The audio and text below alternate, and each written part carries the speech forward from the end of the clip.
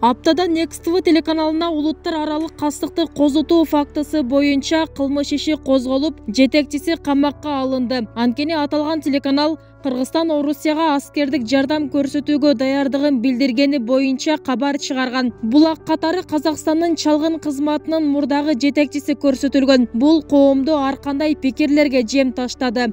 Фейк маалымат биздин Кыргыз Республикасынын, Кыргыз мамлекетинин куралдуу күчтөрү эч кандай башка мамлекеттерге колдонулбайт.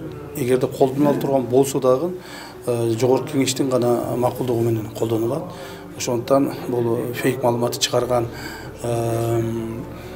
средства массовой информацияларга жоопкерчилигин биз азыр карайбыз. Буга чейин Казакстандын улуттук коопсуздук комитетинин мурдагы жетекчиси Алинур Мусаев Кыргызстан менен Тажикстан Россиянын басымы менен атайын операцияларга жардам берип жатат деп айтып чыккан. Бирок Коргоо министрлиги Кыргызстандын куралдуу күчтөрүнүн чет өлкөлөрдөгү кандайдыр бир аскердик операцияларга катышуусу боюнча ар кандай божомолдорду толугу менен жокко чыгарган. Биздин Кыргызстандын бүгүнкү болуп аткан, дүйнөдөгү болуп аткан ар түрдүү окуяларга өзүнүн так позициясы бар.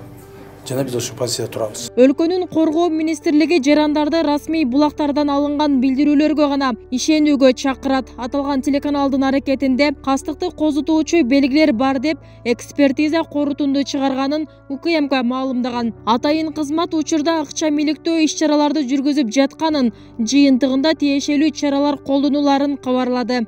Калп маалыматтар үстөмдүк кылып жатат өзү. Ансыз деле. Ал эми согуш убагында калп маалыматтар бул официалдуу мүнөзгө ээ болот. Бул өтө абдан мындай күчүнө кирет да. Ошол кездерде журналисттер абдан бир этияттыкты, баягы чыныгы кесипкөйлүктү карманышы керек да. Анан кийин эл аралык журналистиканын принциптерин карманыш керек. Журналисттик этиканын принциптерин карманыш керек. Бул өтө маанилүү нерсе. УКМК өлкөнүн аброюна шек келтирип, терс кесепеттерге кептей турган так эмес маалыматтарды жарыялабоого чакырат. Ал эми медиа жаатындагы эксперттер мындай кырдаалда кыска маалымат зор күчкө ээ болоорун белгилеп, ким болбосун маалымат таратууда тактыкка көңүл буруу зарылдыгын айтышат. Маалыматты бергенде ал эки тараптуу берүүгө, же болбосо мүмкүн 3 же 4 тараптуу берүүгө аракет кылыш керек эле да. Ошо болгондо дагы мындай согуштук аракеттер жүрүп жатканда, эл аралык мамилелер бир поляризация болуп курчуп турган маалда биз мындай адашууга, мындай кемчиликтерге жол коюшубуз керек. Маалымат таркатуучулар массалык маалымат каражаттары гана болчу эле да. Бүгүнкү күндө ар бир жаран массалык маалымат таркатуучуга айланып кетти. Бүгүнкү технология азыр ошолго алып келди да. Ошон үчүн бизде Кыргыз Республикасында болобу же башка мамлекеттерде болобу, ошондо улуттук маанидеги маалымат коопсуздугу абдан керек да. Ал ортодо Орусиянын мамлекеттик думасы бир добуштан Орус армиясы тууралуу фейк маалыматтар боюнча мыйзамга толуктоолорду кабыл алды. Ага ылайык Орус армиясы тууралуу жалган же бурмаланган маалыматтарды тараткандар 15 жылга чейин эркинен ажыратылышы мүмкүн. Ал эми кээ бир басылмалардын жана социалдык тармактардын сайттары бөгөттөлүп, ачылбай калды. Бул тууралуу Интерфакс маалымат агенттиги кабарлады.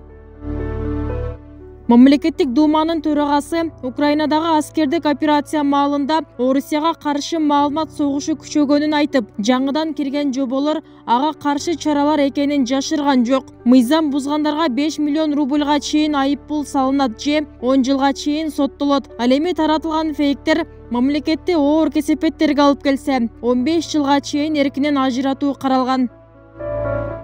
Жалган маалыматтарды тараткандарга бөгөт коюу маселеси Кыргызстанда да күч. Өткөн айда Маданият, маалымат, спорт жана жаштар саясаты министрлиги интернет айдыңында фейк маалымат тараткандарды жазалоо жобосун иштеп чыккан. Ал былтыр Чу менен кабыл алынган анык эмес маалыматтан коргоо жөнүндө мыйзамдын алкагында даярдалган. Бул документ менен сайтты же ал сайттын сөз тармактагы баракчасы аркылуу адамдын ар намысына жана ишкердик беделине шек келтирген жалган маалыматтарды тараткандарга колдонулчу чаралар жол жоболоштурулган.